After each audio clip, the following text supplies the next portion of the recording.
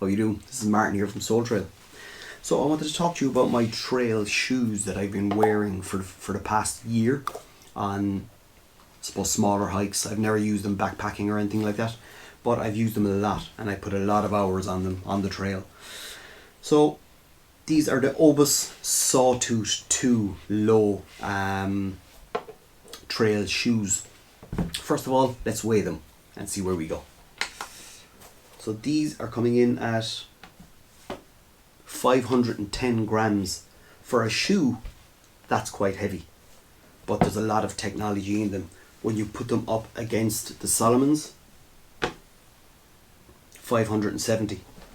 So there's like 60 grams in the difference. But when you wear these, you understand why and where that weight is. So first of all, let's just go through some of the features, and then we'll talk about the pros and cons of these. So first off, these have a mesh breathable upper. They have a Nubuck leather that goes all the way around. Nubuck is a suede. So Nubuck is suede. It traditionally came from deer and it traditionally came from elk, but now it's mainly, you'll get this leather from cows.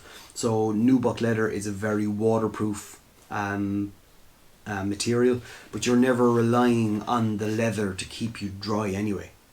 But you, well, the fact that there's mesh there as well, but it's a very, very strong and durable leather, so it will last the test of time.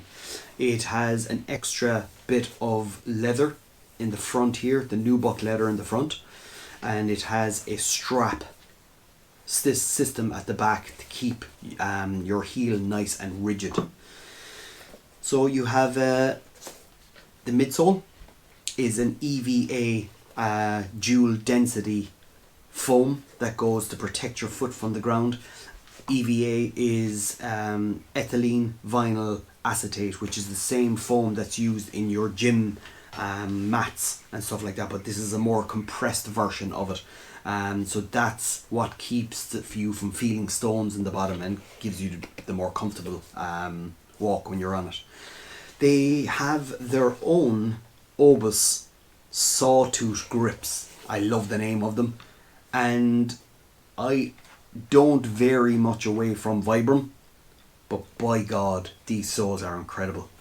They are so well gripped all the way up the sides. They have their shark fin in the front, which grips onto anything that you're going up.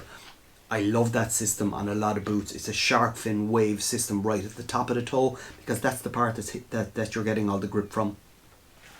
And they go up around the edges as well, and the back. And if you look at the back, like that, it's unbelievable. For if you were the side of a rock or something like that, it's gripping all the way up the edges. So I'm very impressed by a non-Vibram sole. And I keep going on about Vibram because I think they're the best sole, but the lovely little feature about these, and I thought it's a very nice touch, which they didn't really have to do, is underneath the grips you have contours, like a map that's printed, but that map is actually the Sun Valley in Idaho in America. So it's a cool little feature. I like it, I really do. It's not needed, but it's really cool to have. So they're a very, very comfortable boot. They have a nylon shank that's in the midsole, in between your sole, the upper. It's actually in the actual EVA foam, and that's what gives you the rigidness when you're walking. You can really feel the strength of these shoes when they're on. Incredibly comfortable and incredibly, they feel super strong on your foot. They wrap around your foot, but you can really feel the difference between that and a runner. Like on the back here, they have is it extra double EVA pumped foam, so it offers more heel support when you're walking. So, and you can feel it. So these you can get these in a boot form, and I'm always considering getting the high boot version of these because, yeah, they're the top quality make. And I'm very impressed. And I'm very impressed with the soles, which are non-Vibram, but by God they're good. They have some grip and they are lasting. So let's talk about the pros and cons. The pros.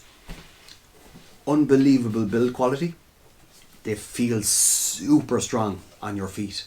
I'm very impressed by the Oboz Sawtooth soles with the printed map. I really like that. The dual density EVA midsole and the extra pumped EVA, which is on the back, which you can really feel when the support. They have a moisture wicking inner. I don't sweat much in these, and that's probably all down to the mesh and everything that they have there. It's not Gore-Tex in the inside. They have their own custom waterproof membrane on the inside, which I haven't been wet yet. Straight away, if you think about it, the water's going to go straight in through that mesh, and you can feel the cold on your feet, but you're not getting wet, and that's exactly what the inner membrane does. So I've been using these, and I am going to continue to use these for a long time because I really do like them. So they're the pros.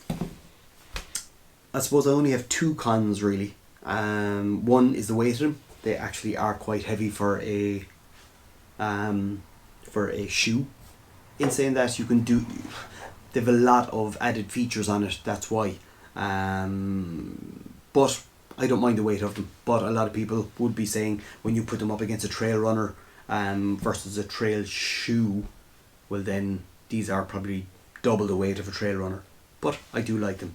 My only other thing is it's a deal breaker for me, which I didn't with these, but it's mainly always a deal breaker for me if I'm buying boots and they haven't got rubber scuff in the front. I love rubber scuff on boots, and if you're getting boots, please look for rubber scuff. And it's the main reason is they'll make your boots last longer. I've seen people who spend €200 on a pair of boots, and then the very front of the boot are in bits because you are going to be kicking sharp rocks, and when you're going up edges you're going to be scraping. So why put the leather in the front of the boot through that? So what they did with this is they have a strong Nubuck leather right in the front of the boot. Why didn't they do that in rubber instead? And it would have protected the boot a lot more. And it would probably be the same weight.